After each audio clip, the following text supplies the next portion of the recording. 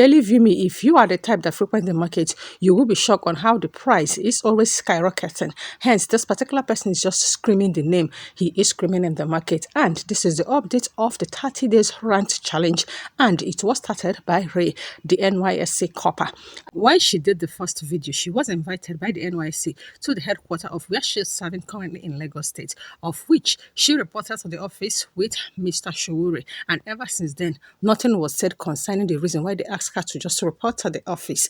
And the videos has been circulating because everybody is jumping on the challenge for them to just rant on the current prices of the market and generally the economy. Oh, well, I am here to just give you guys the videos of all the different rantings of the people. And if you don't want to miss out on any, just watch this particular video to the very end. You said the last video, it's going to shock you to bone marrow because the analysis is so depth.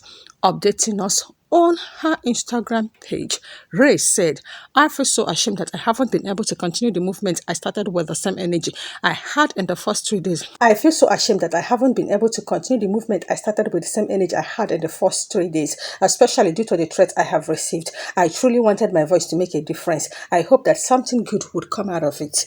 I envision price regulation being put in place. I envision MTN and Airtel being held accountable for the outrageous price hikes. Yet, I went out to buy drinks today, and once again, yesterday's price is not today's price. I am exhausted, and it feels like nothing will ever change. People have advised me to manage until I leave the country, but what if I want to stay here? What if I don't want to leave? Still, I look forward to the day when Nigeria will stand together as one, regardless of tribe or what language we speak. That will be the day we will finally experience change that we deserve. On the 14th of March, I started ranting. You joined me on 15th. In case you are not aware, it's been over a week since we started ranting. Time has moved by really fast. However, the government hasn't been bothered to address us. Not a single statement about this issue. From the beginning, we have never mattered to them. They never really cared about us. They only care about ruling us. Now, I want you guys to think back to every time that Nigerians actually spoke up. Is there a time that we spoke up and a change was not made? Like, is there a time? If we decide that we want to run a 30 days challenge where we're going to complain about the economy, we'll keep complaining about the economy. Do you guys not know that people will start looking into it like, oh, what's going on in Nigeria? Why are people complaining so much? And they will start making changes. And I saw that one carry microphone. If they praise the papa, they do this. I can't shame on your behalf. I can't hide. I listen to the video. I can't hide. I don't want to look your face because she's gonna catch me. Which kind of nonsense be that one? If you know say you know people do something, you know go rest. Please, if this is the very first time ever you are coming across my channel, smash on the red icon down below to subscribe to my channel and also turn on the notification bell. I beg on now hungry I dey so be with my family. How many people go die before you get sense?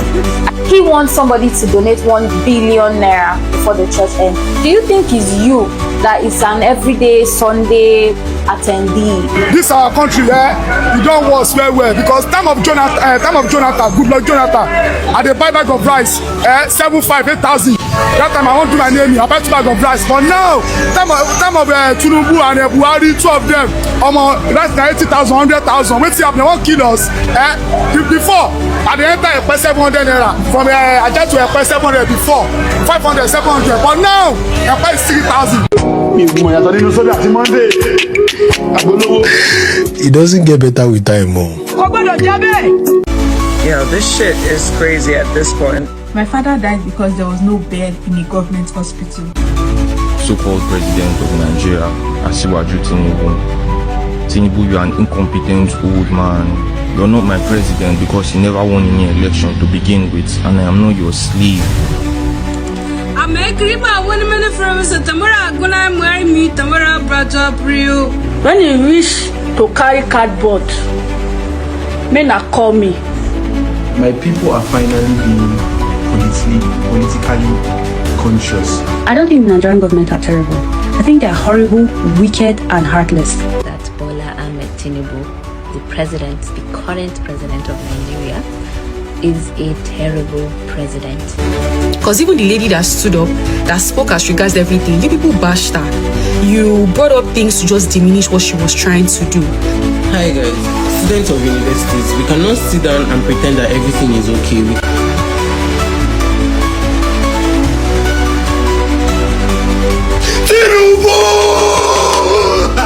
First of all, it's 2025 and this nigga is already campaigning for 2027, bro.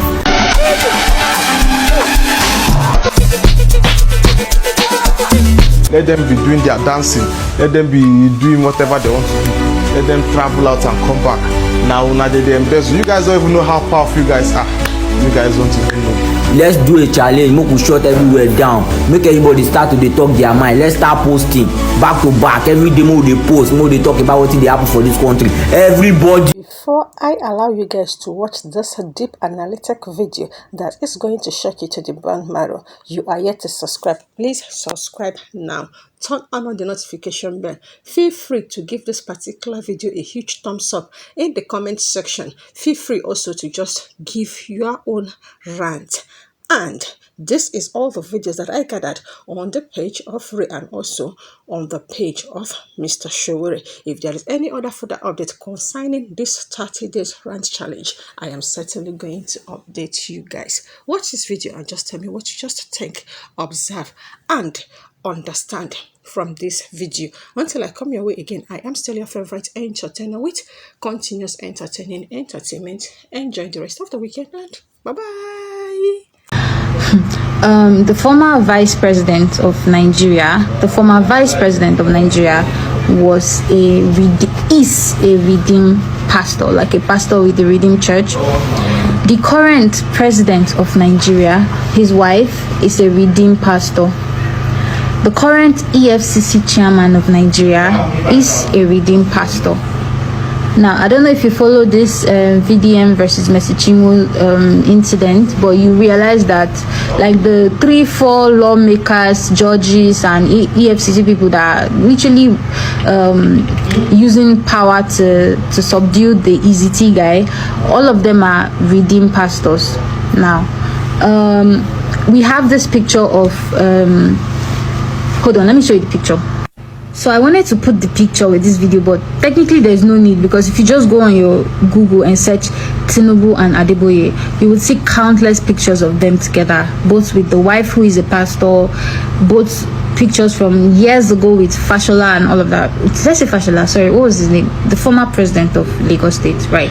Anyways, so this man Adeboye, right, who is supposedly the head of pastor, like the most influential pastor in Nigeria, I feel like this man really shouldn't come out and say we should fast for anything, because he's literally somehow in the center of the different powers that have come and gone, and he's telling me he has no influence over them, but he has influence over us, in the sense that there's this video that was trending recently. A woman, when we were doing the End Bad Governance last year, this woman, she was hawking drinks on her head, and when they stopped her, they were interviewing her, she spoke very well.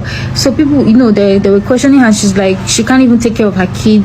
What was enough to get breakfast for her and her child is no longer enough. But because she spoke so well, they probed more and they asked her more questions, and she's like, yeah, she was working in a big school or something, but the administration changed hands and the new people that came, in her words, the woman fired everyone and brought in her people. Now, when I heard that, I was like, what is her people? Is it like her tribal people or her state people? But anyways, as she kept going, she now said, yeah, like the woman is a redeemed pastor, and when she fired everyone, the replacements she brought were all like part of the Redeemed Church. When you see things here and here and here, you gotta piece them together and understand, because most people, they don't even understand that the world is so much deeper than they think, and not everything. I don't really believe in coincidences, especially when they happen one too many times. E.A. Adeboye has so much power in politics. He's literally a very political person. When Goodluck Jonathan was in power, he was one of the people that spearheaded the protest against Goodluck. The same Goodluck that said the USAID with the Obamas, they literally removed him from office and put in whoever they wanted. So like there were a lot of forces against Goodluck Jonathan, maybe because he wasn't doing their bidding or whatever. I'm not saying he was a good president, but during that Goodluck time, when they were allegedly Obama through USAID started bringing in Boko Haram, E.A. Adeboye led a protest against Goodluck Jonathan. So tell me why he's now old buddy, old friend, wife being a pastor in his church, is now the president, and things are this bad, and this man cannot cannot even say anything to criticize. But he's telling us to fast for 100 days, or at least not us. He's telling his people to fast for 100 days. And I'm like, you have this much power. We can literally see you, like, if there is a cabal of churches, I don't, there are 3 people I would mention, but the first person would be this Adeboye guy. And I'm like, I see you having this much power. Like, I don't think there's any presidency that has come and gone that either they're your friends or they're pastors in your church. And remember, if you know how this whole church thing works, at the end of the day, it's the man at the top that is the god of the establishment. I'm sorry, Adeboye is over here, then all the rest pastors are under. So there is nothing except you want to. I mean, let's be honest. If you open the business now, no matter how big that business grows, you should know some of the things going on in your business. At the end of the day, you're the overall head, right? So I feel like this man knows and has control and power of so much to just be a bystander, to just act like he doesn't. Do you get, like, he always try to exclude himself and try to be neutral, when if you really look at his moves and the little things here, redeem pastors. So if you search Google right now and you search redeem pastor this, you would see, oh, redeem pastor raped a 10-year-old girl, redeem pastor killed his wife, redeem pastor slept with married. So the reason for that is because redeem is like what do they call it? You know how Mr. Biggs, there's Mr. Biggs here, Mr. Biggs here, so it's called like a franchise. They don't really vet their pastors. Allegedly, from what an ex-redeem pastor say, if you have money, they just tell you, okay, set up a church, take our logo. So that's basically like a business franchise. They don't vet the pastors. That's why today redeem pastor did this, tomorrow redeem pastors did this, because at the end of the day, it's just like a one-man's business. I will give you my logo as redeem, put it in your church, but at the end of the month, you gotta bring money to the headquarters, who at the end of the day bring money to me over there. So if you really look at it, there's like too many moves about this whole redeem church, not just redeem church now, but like a whole lot of things that Nigerians, we really, as much as we're holding political people involved, we really have to understand that these religious leaders at the end of the day are just men, and smart men at that, very smart, smarter than you. That is why some people would still bash and whatever, but if you really look at it with your inner eyes, you realize there's so many forces going on in Nigeria. It's not just political people now. There's so many people that don't want Nigeria to be better at the end of the day, because if Nigeria is better, you probably would not need them to pray for you to get that job or to live healthy. So many things would shut down if Nigeria was a good country and people were, actually being taken care of by the government as other countries are. So at the end of the day, we should really just be using our eyes to be looking at all those people one by one. Then we really know the problem or the problems we have in Nigeria. Peace out.